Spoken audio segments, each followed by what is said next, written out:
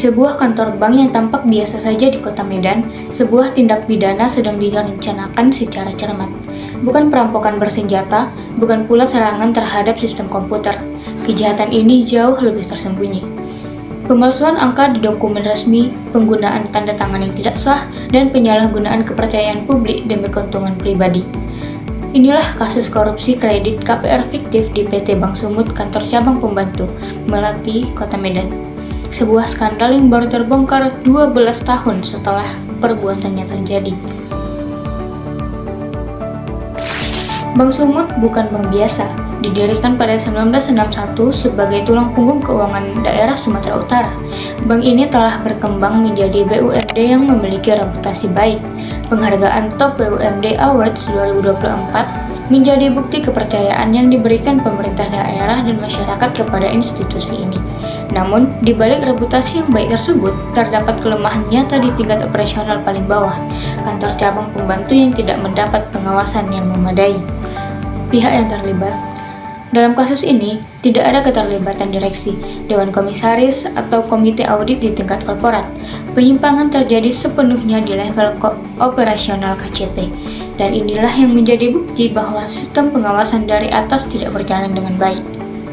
Johannes Catur Subakti atau disingkat dengan JCS, pelaksana pimpinan cabang pembantu Bank Sumut KCP Melati. Ia adalah pejabat yang seharusnya mengawasi dan menjaga proses pemberian kredit. Namun, dalam kasus ini, ia justru menyalahgunakan kewenangannya untuk kepentingan pribadi. Heri Ariandi atau disingkat dengan HA, seorang wira swasta yang mengaku bekerja sebagai tenaga penjual mobil di Toyota Detamas. Ia adalah debitur yang memanfaatkan kelemahan sistem bersama JCS. Keduanya melakukan kolusi yang terencana dan rapi, sehingga sulit terdeteksi dalam waktu lama. Analisis kredit internal satu-satunya pihak yang mencoba berlaku jujur. Ia menemukan bahwa nilai wajar agunan hanya berkisar 800 juta rupiah hingga 1,2 miliar rupiah dan melaporkan temuannya secara resmi. Namun, laporan ini diabaikan. Bahkan ia diperintahkan untuk membuat analisis baru yang disesuaikan dengan angka yang telah ditetapkan oleh JCS.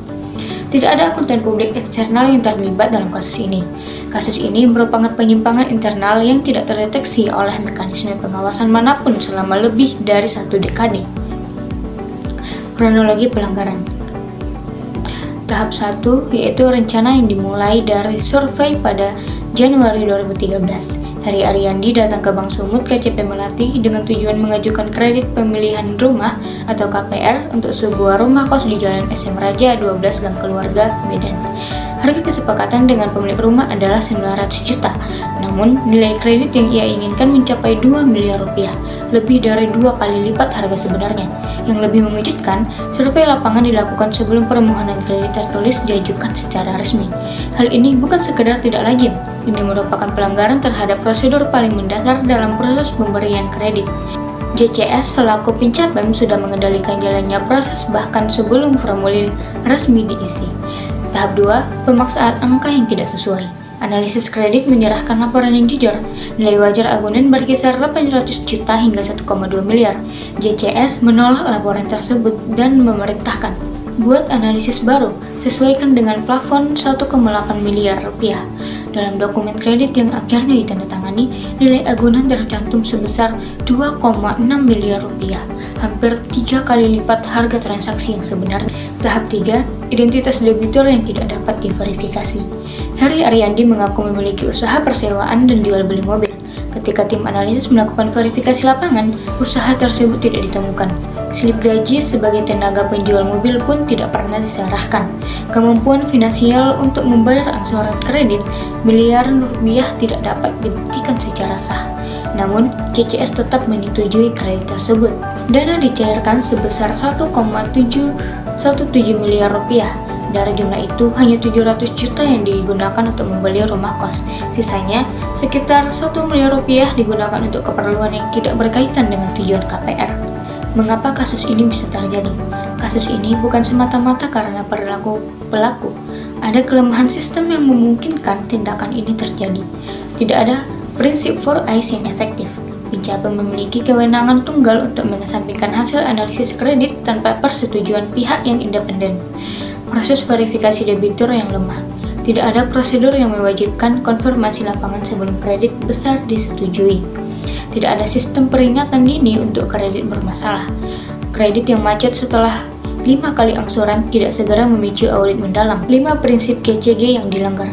Good Corporate Governance atau GCG bukan sekedar dokumen kebijakan.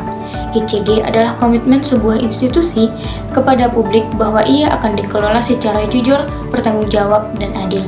Dalam kasus Bank Sumut KCP Melati, komitmen ini dilanggar di semua aspek. Yang pertama adalah transparansi.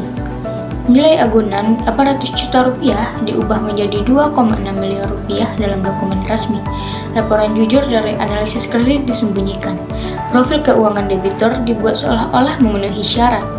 Setiap angka yang tercantum dalam berkas kredit ini dipilih bukan karena kebenarannya, melainkan untuk menutupi niat jahat.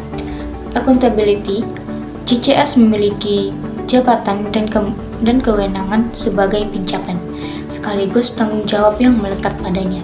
Ketika ia mengesampingkan hasil analisis kredit yang valid, memerintahkan pembuatan dokumen palsu, dan menyetujui kredit yang jelas tidak layak, ia tidak hanya melanggar prosedur operasional, ia melepaskan seluruh tanggung jawab jabatannya.